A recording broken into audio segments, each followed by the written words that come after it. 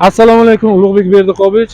Benomli haydovchilarning eng og'riqli dolzarb bo'lib turgan holati shundan iborat bo'lyaptiki, hozirda ayni damda yangi bozordan keladigan mashinalar chiqqandan keyin chapga buriladi. Burilgandan keyin termiz yo'nalishga qarab buriladi. Keyin shaharga ketaman deb keyin burilib oladi. Bunday burilishining sababi chunki uzluksiz chiziq borda.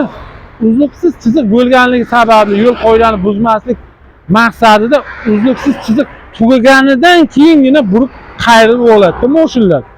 Qayrib olishga ko'p mashinalar qarang, salgina noqulayliklar keltirib chiqaradi. Yo'l transport hodisasini ham keltirib chiqaradi bu yerga desak mubolag'a bo'lmaydi.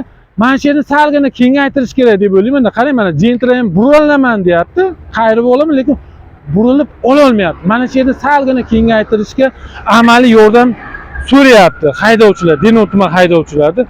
Shuni Denov tuman hokimi shu bilan birgalikda Surxondaryo viloyati hokimi Ulug'bek Berdiqovich shaxsan o'zingiz nazoratga olib, mana shu haydovchilarni qiynalayotgan holatiga yechim qilib berishingizni so'raymiz.